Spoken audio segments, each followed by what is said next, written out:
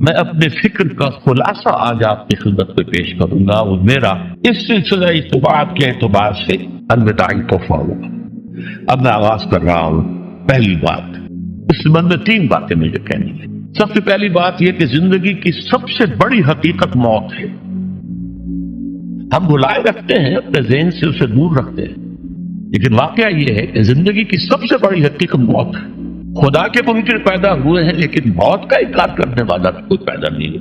اس لیے میں نے آیا تھا کہ سنائے کل نفس ذائقۃ الموت، ہر سی نفس کو موت کا مزہ چکھنا ہے، ہر جاندار کو موت کا مزہ چکھنا ہے۔ ثم الینا ترجعون، پھر ہماری طرف لوٹا دیے جاؤ۔ تو زندگی کی سب سے اہم حقیقت موت، اور موت کے بعد رجوع اللہ، آخرت، یہ سب سے بڑی حقیقت ہے۔ ایک حقیقت سب مانتے ہیں، سب جانتے ہیں، دوسری حقیقت کے اوپر پردہ پا۔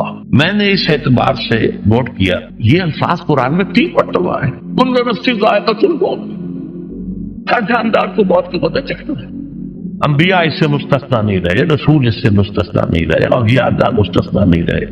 وقتی طور پر استثناء حضرت عیسیٰ کا ہے کہ ابھی وہ زندہ ہے، لیکن عیسیٰ یاتی علیہ الموت، حضور نے فرمایا عیسیٰ کبھی موت آئے گی، جب دوبارہ آئیں گے، زمین پہنچیں گے، پھر اس کے بعد اوپر موت وارد ہوگی، ان کی نماز جنازہ پڑھی جائے گی، انہیں دفن کیا جائے گا، وہ دودھ سے پہلو گے، شادی بھی کریں گے، اولاد بھی ہوگی۔ باقی تو یہ ہے کہ کل نفس ذائقۃ الموت، سب کو موت کا مزہ چکھنا ہے۔ عیسیٰ بھی بالآخر اس سے مستثنا نہیں رہے، بلکہ قرآن میں ایک جگہ کہا گیا ہے فَإِن مِتَّ فَهُمُ الْخَالِدُونَ، کیا ہے نبی، اگر آپ کا انتقال ہو گیا تو یہ کیا ہمیشہ رہیں گے؟ کون ہے دنیا میں جو ہمیشہ رہے؟ انتقال تو ہونا، آپ کا بھی ہونا ہے۔ اِنَّكَ مَيِّتٌ وَإِنَّهُمْ لَمَيِّتُونَ،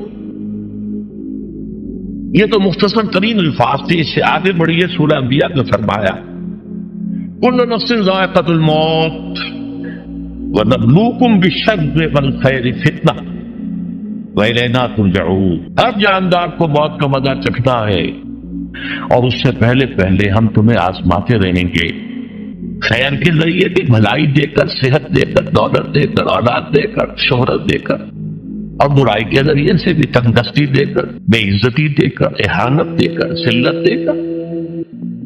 وَإِلَيْنَا تُرْجَعُونَ، اور پھر ہماری طرف لوٹائے جاؤ گے۔ یہ وہ دوسری حقیقت جو میں نے کہا کہ جس پر پردہ پڑا ہوا ہے، بہت بڑا پردہ۔ لوگ یہی سمجھتے ہیں کہ یہی دنیا کی زندگی ہے۔ قرآن کہتا ہے ان الدار الآخرۃ لہی الحیوان لو کانوا یعلمون، یہ تو آخرت پر یہ زندگی ہے جو اصل زندگی ہے، کاش کہ انہیں معلوم نہ۔ اس سے بھی زیادہ تفصیل سے یہ آل عمران میں آئی ہے کل نفس ذائقۃ الموت وانما توفون اجورکم یوم القیامہ، ہر جاندار کو موت کا مزہ چکھنا ہے، اور پھر تمہیں پورا تمہارا اجر اور بدلہ دے دیا جائے گا قیامت کے دن۔ فمن زحزح عن النار وادخل الجنة فقد فاز، جو کوئی آگ سے بچا لیا گیا اور جنت میں داخل کر دیا گیا وہ تو کامیاب ہے۔ اللہم ربنا اجعلنا منہم، اللہم ربنا اجعلنا منہم، اللہم ربنا اجعلنا منہم۔ وما الحیات الدنیا الا متاع الغرور، اور دنیا کی زندگی تو سوائے دھوکے کے سامان کو کچھ نہیں۔ دھوکہ کس بانی ہے؟ یہ تمہیں اصل زندگی سے غافل کر دیتی ہے۔ تم کہیں سفر پر جا رہے تھے، تمہارا کہیں گھر تھا، تمہیں واپس آنا تھا، تم راستے ہی میں کسی دلچسپی میں ایسے مگن ہوئے کہ گھر بار سب بھول گئے۔ یہ تو تمہارا عارضی سا سفر تھا، تم نے اسی کو اپنی منزل بنا لیا، اپنا ٹھکانہ بنا لیا، تو دھوکہ دیا اس نے تمہیں۔ ویسے دنیا کی زندگی دھوکہ نہیں ہے، بڑی حقیقت ہے، اس لیے کہ حضور نے فرمایا انما الدنیا مزرعۃ الآخرہ، یہ دنیا آخرت کی کھیتی ہے، یہاں بو گے تو وہاں کاٹو گے، یہاں کچھ کمائی کرو گے تو وہاں اس کا بدلہ ملے گا۔ اس اعتبار سے دنیا بہت بڑی حقیقت ہے، ایک لمحہ بہت بڑے دن کی شے ہے، لیکن اگر یہ دنیا تمہیں آخرت سے غافل کر دے تو اس سے بڑا دھوکے باز اور کوئی، یہ اصل دجال ہے۔ میں نے تقریباً 60 برس کی عمر کو جب میں پہنچا تھا تو موت کا انتظار شروع کر دیا تھا۔ میرے قریبی احباب کو معلوم ہے، میں کہتا رہا، یہ بھی کہتا رہا کہ بھائی میں اپنے حصے کا کام کر چکا، جتنی صلاحیت اللہ نے دی تھی، جتنی بھی میرے اندر استعداد تھی، میں اس کو بھرپور طریقے پر استعمال کر سکا۔ دم واپسی برسر راہ ہے عزیز و اب اللہ ہی اللہ ہے، یہ میرا معاملہ رہا ہے 60 برس کی عمر سے۔ اس کے بعد اللہ نے مزید 14 برس دیے ہیں، یہ نافلۃ لک کے درجے میں کہتا ہوں، اس کا اللہ کا عقل خصوصی نفل ہے، ہمیشہ کہتا رہا۔ مصنون زندگی تو 61 برس ہے ہمارے حساب سے. علامہ اقبال کے بارے میں سنا ہے کہ رویا کرتے تھے کہ میری عمر حضور کی عمر سے زیادہ کم ہے. وہ 6 مہینے کم ہی رہی ہے حضور کی عمر سے. جو حضور کی عمر تھی وہی حضرت ابوبکر کی، وہی حضرت عمر کی، وہی حضرت علی. ہاں حضرت عثمان 82 برس کے ہوئے ماشاء اللہ. پھر یہاں کے مجددین میں سے وہی عمر حضرت شیخ احمد سرہندی کی، وہی شاہ ولی اللہ دہلوی کی. ہاں شیخ عبدالحق محدث دہلوی رحمۃ اللہ علیہ 82 برس کی عمر. لیکن یہ میں کہا کرتا تھا مصنون عمر تو 61 برس ہے، جسے ہم 63 کہتے ہیں وہ اصل میں ہمارے حساب سے 61 بنتا. وہ 63 قمری ہے، جو 9 دن کم ہے. قمری سال جو ہے وہ شمسی سال. بہرحال میں اس وقت سے منتظر تھا، لیکن جو بھی وقت اللہ نے دیا ہے اللہ کا شکر ہے وہ مفید کاموں میں لگا ہے. ان میں خاص طور پر میں سمجھتا ہوں کہ اللہ کا مجھ پر سب سے بڑا احسان، اور مجھے پر نہیں بہت بڑے پیمانے پر لوگوں پر جو احسان ہوا ہے، وہ میرا 1998 کا دورہ ترجمہ قرآن ہے جو کراچی میں ہوا. 1998 کے مارچ میں میرا بڑا آپریشن ہوا، دونوں وہ تبدیل کیے گئے. لیکن 98 کے آخر میں حالانکہ میں چل نہیں سکتا تھا، کراچی میں مسجد جو ہے اونچی ہے، دوسری منزل پر ہے، تو خاص ریمپ بنایا گیا جس کے ذریعے میں ویل چیئر پر مجھے لے جایا جاتا تھا. میں وہ درس لیا. اس درس کی گزشتہ چند سالوں سے پوری دنیا میں جو گونج ہوئی ہے اللہ کے فضل و کرم سے. اللہ کوئی حکمت خداوندی اس کے ساتھ وابستہ ہے. اس میں میرے کسی کام کو دخل نہیں ہے، میری کسی کوشش کو دخل نہیں ہے. میں نے تو جو درس میں دیکھنا آ رہا تھا سن 85 سے دورہ ترجمہ قرآن، البتہ یہ بات ضرور ہے کہ میں نے محسوس کیا تھا کہ سن 98 کے اس درس میں دورہ ترجمہ قرآن سے مجھے خصوصی انشراح حاصل. میری ساری گفتگو کا حاصل کیا ہے؟ دیکھیے نظریاتی تحریکوں کا تعلق اشخاص سے نہیں ہوتا. ٹھیک ہے کوئی اس کا داعی ہوتا ہے، کوئی اس کا مؤسس ہو جاتا ہے، کوئی اس کا آغاز کرنے والا ہوتا ہے، لیکن نظریاتی تحریک افراد سے وابستہ نہیں. افراد آتے چلے جاتے ہیں اپنا حصے کا کام کر کے، جس کو جتنا مقدر ہے، جس کی جتنی اللہ تعالیٰ کی طرف سے توفیق ہے وہ اپنا کام کرے گا، چلا جائے گا. یہ چمن یوں ہی رہے گا اور ہزاروں جانور اپنی اپنی بولیاں سب بول کر اڑ جائیں گے. مبارک ہے وہ لوگ جنہیں قرآن کی بولی بولنا نصیب ہو جائے. بھائی مجھے گمان ہے، اللہ کا فضل ہے کہ میں ان میں سے ہوں. میں نے قرآن کی بولی بولی ہے اور قرآن مجید کو جیسا کہ وہ ہے ایز اٹ از، اپنے کو مظلومہ خیالات، اپنے کوئی ذہن سے زائدہ نظریات کو میں نے اس میں دخل نہیں کی. اسے انگریزی میں آپ آبجیکٹیولی کہتے ہیں. خالص معمولی طور پر قرآن کو پڑھا، قرآن کو قرآن سے سمجھائے یا پھر سیرت رسول سے سمجھائے. میں لفظ سنت کی بجائے سیرت استعمال کر رہا ہوں. قرآن مجسم حضور تھے صلی اللہ علیہ وسلم، اور حضور کی سیرت اور حیات جو ہے وہ قرآن مجید کی اصل تفسیر ہے. یہ حقیقت بھی بہت کم لوگوں کے لیے ہے. وہ احادیث کا نام تو لیتے ہیں، احادیث بھی ہیں، سیرت کی تو احادیث ہی سے میں ملتی ہے، لیکن میں خاص طور پر سنت یا حدیث کی بجائے سیرت کا استعمال. قرآن کی 2 سورسز ہیں، قرآن خود اور سیرت رسول صلی اللہ علیہ وسلم. بہرحال انشاءاللہ العزیز یہ کام بڑھے گا، چلے گا. یہ میں ابھی بات میں بحث کروں. دوسری بات جو میں نے آیت پڑھی آپ کو، وَمَن نُعَمِّرْهُ نُنَقِّصْهُ فِي الْخَلْقِ أَفَلَا يَعْقِلُونَ. بہت بڑی حقیقت زندگی کی یہ بھی ہے. اس کی آپ عمر زیادہ کر دیتے ہیں، اس کی خلقی صلاحیتوں میں کمی کر دیتے ہیں. موٹی بات ہے، بڑھاپا آئے گا، ہمیشہ کی مانی ہوئی بات ہے. اگرچہ جوانی میں آدمی بڑھاپے کا تصور نہیں کرتا، لیکن بڑھاپا آنا ہے، یہ بھی ایک حقیقت ہے موت کی طرح. غالب نے کہا تھا مزمحل ہو گئے قوائے غالب، اب عناصر بڑے دال کہاں. ایک صاحب نے مجھے شعر سنایا تھا ابراہیم صاحب سے ٹونک کے رہنے پر. ذوق پیری پڑ گیا، جوش جوانی گھٹ گیا، اب عصا بنوائیے نخل تمنا کاٹ کر. یہ تمنائیں جو ہے طول العمل نے کاٹو. اب آپ کئی جوانی امنگوں والا پڑ گیا، اور یہ جو تمناؤں کا پودا ہے اس میں سے لکڑی لے کر عصائے پیری بنوا لیجیے. اب بڑھاپے کے لیے ایک عصا نکال. بڑا پیارا شعر ہے. ذوق پیری بڑھ گیا، جوش جوانی گھٹ گیا، اب عصا بنوائیے نخل تمنا کاٹ. ابھی 2-3 دن ہوئے ہیں یہاں پر جو خانہ فرہنگ ایران ہے اس کے ڈائریکٹر آئے تھے، انہوں نے فارسی کا ایک شعر سنایا، بڑا پیارا شعر ہے. در جوانی گفت کہ شعر شعر است اگرچہ پیر بود. جوانی میں یہ کہا کرتا تھا کہ شعر تو شعر ہی ہوتا ہے، چاہے بوڑھا ہو جائے، بوڑھے ہونے سے اس میں کیا فرق ہوتا ہے. شعر شعر است اگرچہ پیر بود. کیوں میں پیری رسیدم جب میں خود پیری اور بڑھاپے کو پہنچ گیا دیدم تو مجھے یہ بات نظر آئی، پیر پیرست گرچہ شیر بہت، بوڑھا بوڑھا ہی ہوتا ہے چاہے وہ شہری کیوں نہ ہو۔ تو یہ بڑھاپا جو ہے یہ زندگی کی دوسری بڑی حقیقت ہے۔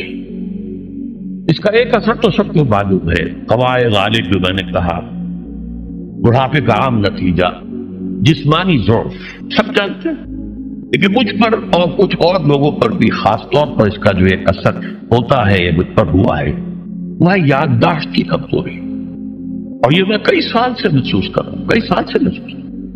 میری پرانی یادداشت بڑی مضبوط ہے، قوی ہے، اس میں کہیں کوئی کمی نہیں، لیکن ریسنٹ پاس کی چیزیں جو ہے، پچھلے 5-6 سال کے واقعات مجھے یاد نہیں رہتے، اشخاص سے ملنا ہوں اور دیکھ کے پہچان لیتا ہوں، کئی بار ملاقات ہوئی، نام یاد نہیں آتے، تاریخیں اور اشخاص کے نام کے اعتبار سے تو خاص طور پر کئی سال سے میری جو میموری ہے وہ امپیئرڈ ہے، اور میں محسوس کرتا رہا ہوں کچھ عرصے سے کہ این تقریر کے دوران محسوس ہوتا بلیک آؤٹ ہو گیا، اور مجھے سلسلہ کلام جوڑنے کے لیے سوچنا پڑا، بعض اوقات 1000 کروڑ مرتبہ بولے ہوئے الفاظ آئے، اب چاہے کتنا ہی جوک لگا لوں وہ لفظ یاد نہیں آئے گا، ہاں تھوڑی دیر کے بعد خود بخود یاد آ جائے گا۔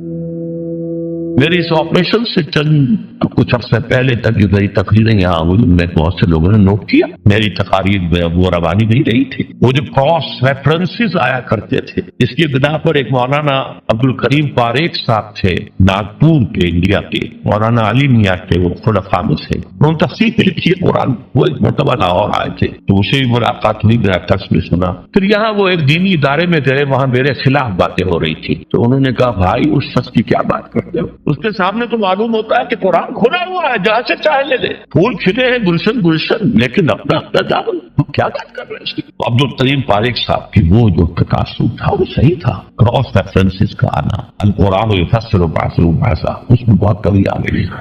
بہرحال اس کے علاوہ تیسری چیز ہوتی ہے بڑھاپے میں ریزسٹنس کی کمی کی وجہ سے عوارض، بلڈ پریشر کا میں مریض ہوں اور کوئی 25 برس سے، شوگر کا میں مریض ہوں اور کوئی 5 برس سے ہوں، ایک خاص برس جو مجھ پر آیا ہے آج سے 4 سال پہلے، اس کی ایک تاریخ ہے۔ یہ جو امراض دماغی کے ماہرین ہیں یہ کہتے ہیں کہ ایک مرض ہے بائی پولر ڈپریشن، انسان میں کبھی تو انشراح ہوتا ہے، ایکٹیویٹی ہوتی ہے، سوچتا ہے اور ایکٹیو کرنے کے لیے، گفتگو کے لیے، بھاگ دوڑ کے لیے طبیعت میں آمادی ہوتی ہے، کبھی وہ بجھ سا جاتا ہے، کبھی وہ حرکت کرنے کو جی نہیں چاہتا، پڑا رہے کسی کونے میں، سو جائے، تو یہ بائی پولر معاملہ کہلاتا ہے، یہ ویو چلتی ہے۔ اچھا یہ ہے ہر انسان، جسے ہم عام طور پر کہتے ہیں موڈ آف ہے بھائی میرا، مجھ سے بات یہ موڈ کا آف ہو جانا، آن ہو جانا، یہ عام آدمی پہ بھی ہوتا ہے، لیکن جو اللہ کے کسی فضل و کرم سے زیادہ ذہین ہو، زیادہ حساس ہو، ان میں پھر یہ جو ویو ہے یہ زیادہ اونچائی زیادہ نیچائی، زیادہ اونچائی زیادہ نیچائی، اور اس کو پھر ہم کہتے ہیں مرض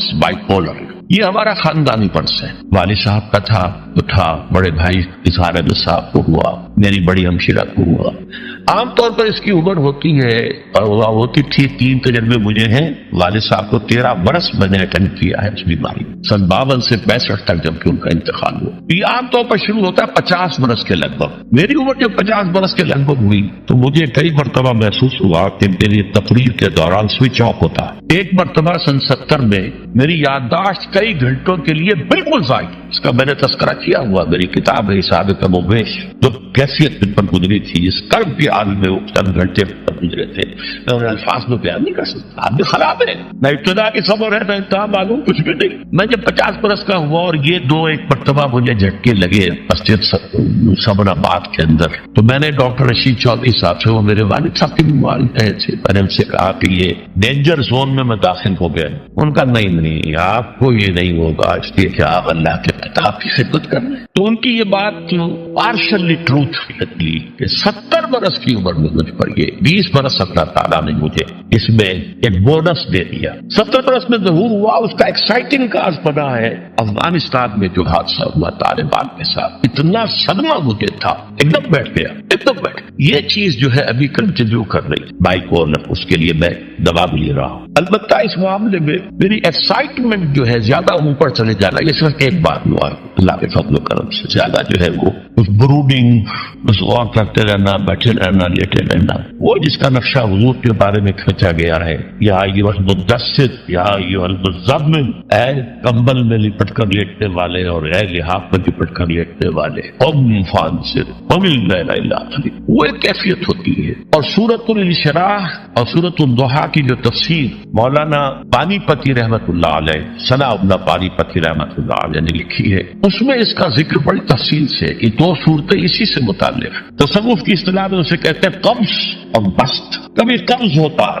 اندر سے گویا کہ بندش لگ گئی ہے، کیوں ہو گیا پتہ نہیں، بس کام کرنے کو جی نہیں چاہ رہا، اور کبھی بسط ہوتا ہے، طبیعت المزاج کھلا ہوا ہے، گفتگو کر کے بھی لطف آ رہا۔ یہ قبض اور بسط اسی کے لیے پھر آیا ہے، الم نشرح لک صدرک، یہ انشراح، بسط جو ہے وہ انشراح۔ بہرحال ایک میرا مرض جو ہے وہ یہ ہے، اس دوران میں بہت سے دوسرے امراض نے آ کے ڈیرے ڈالے، کئی مہینے تک ایسی سخت کھانسی رہی مجھے کہ ہر کھانسی کے باؤنڈ کے بعد مجھے تھوڑی دیر کی بے ہوشی ہو جاتی تھی۔ ایک مرتبہ اسی طرح کی معاملے میں غسل خانے میں گرا ہوں، سنکوپی اسے کہتے، پھر ایک دفعہ ایٹریل فبریلیشن، دل نے مجھے آج تک کچھ نہیں کہا، بیچارے نے کچھ نہیں کہا، لیکن اسی عرصے کے دوران میں یہ ڈپریشن جو بہت زیادہ شدید تھی، ایک دفعہ دل بھی گھبرا لینا، اور اسے فبریلیشن کہتے ہیں، بجائے اس کے کہ یوں حرکت کرے شروع کر دیتے ہیں، فبریلیشن کہتے ہیں۔ اس طرح میری جو بائی پولر ذہنی اور نفسیاتی اور جذباتی کیفیت کے جینز مجھے وراثت میں ملے تھے پیدائشی طور پر، ایسے ہی میری کمر کی تکلیف کے بھی بیج جو ہے وہ 30-35 سال پہلے پڑے تھے۔ مسجد خانقاہ ثمر آباد میں میرا درس ہفتے اتوار کی صبح کو ہوتا تھا، 2 گھنٹے 2.5 گھنٹے عام طور پر، کبھی کبھی 3 گھنٹے، پھر شام کو عصر کے بعد، پھر عشاء کے بعد، پھر دوران ہفتہ ہر روز شام کو مغرب کے بعد، اور جمعے کے روز خطاب جمعہ اور اس کے علاوہ درس۔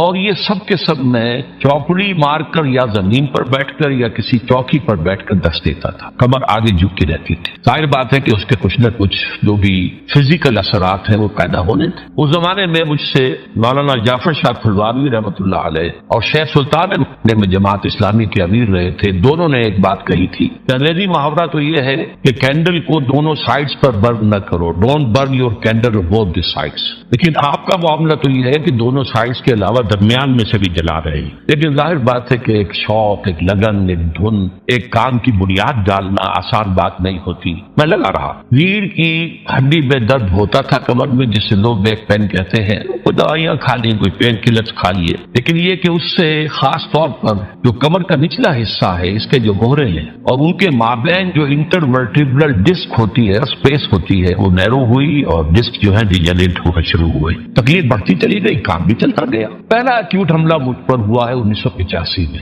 سارے اسباب تو اندر موجود تھے، لیکن ایک ایکسائٹنگ کاز، فوری سبب یہ بن گیا کہ شکاگو سے لاہور تک کا سفر میں نے کیا اور اس میں 30 گھنٹے مجھے مسلسل بیٹھنا پڑا۔ شکاگو سے لندن، لندن ہیتھرو ایئرپورٹ پر 6-7 گھنٹے انتظار، پھر وہاں سے اسلام آباد میں انتظار، لاہور کی فلائٹ۔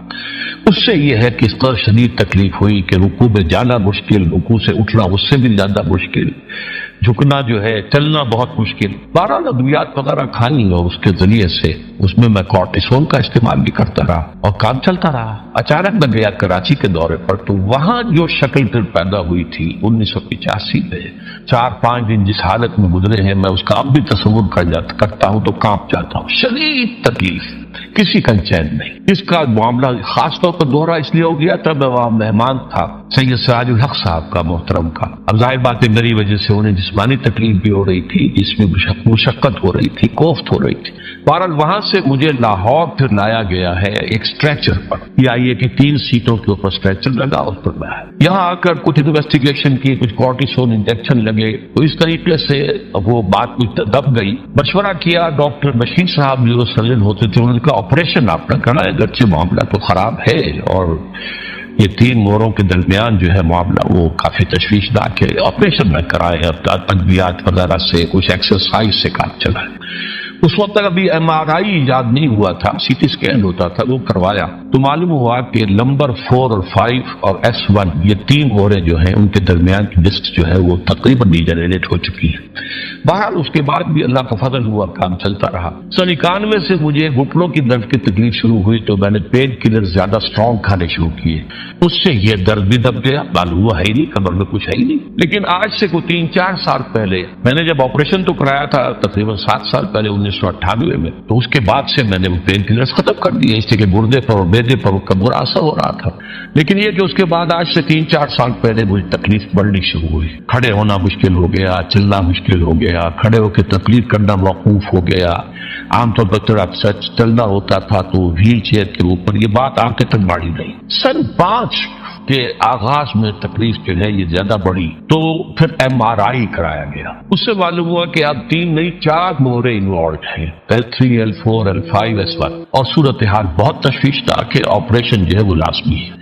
लेकिन कुछ खौफ था ऑपरेशन का, कुछ लोग भी डराते थे। टाल बटोल से मैं काम देता रहा, वही दवाइयां वगैरह, फिर कुछ जदीद किस्म के टोने टोटके भी ट्राई किए, कुछ होम्योपैथी भी ट्राई की। लेकिन ये कि दर्द बढ़ता चला गया, बरस बढ़ता गया जो दवा।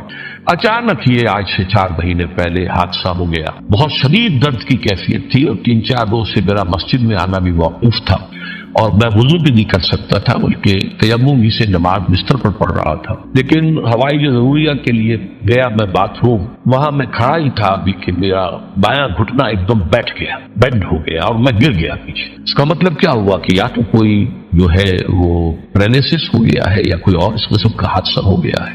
तो अब ये इमरजेंसी की पोजीशन बन गई और एक जो ऑपरेशन है वो फौरी तौर पर लाजमी हो। ये ऑपरेशन है मेरा जो 19 नवंबर को सरजी मेड हॉस्पिटल में हुआ और डॉक्टर आमिर अजीज साहब ने किया। इनका थोड़ा सा तारुफ ये है कि ये मेरे बेटे डॉक्टर आरिफ रशीद के क्लास फेलो हैं। इस एतबार से मेरा अदब और एहतराम वैसे ही करते हैं जैसे अपने वालिद का। फिर ये कि वो बहुत ही नेक और दीनदार आदमी है, बहुत अच्छी दाढ़ी उनके चेहरे पर है, वो चेहरा मुज़य्यन है। इसके अलावा ये कि वो 1 ईयर कोर्स हमारे यहाँ से कुरान अकेडमी से कर चुके हैं। अफगान जिहाद वगैरह में उनका बड़ा एक्टिव रोल रहा, 3-4 महीने FBI के अंडर इंटरोगेशन रहे, ये सबको मालूम है। बहरहाल उन्होंने ऑपरेशन किया 19 तारीख को नवंबर की और अल्हम्दुलिल्लाह के ऑपरेशन हर एतबार से कामयाब रहा। मैं यहाँ अला रऊसुल अशहार शुक्रिया अदा करना चाहता हूँ डॉक्टर आमिर अजीज का।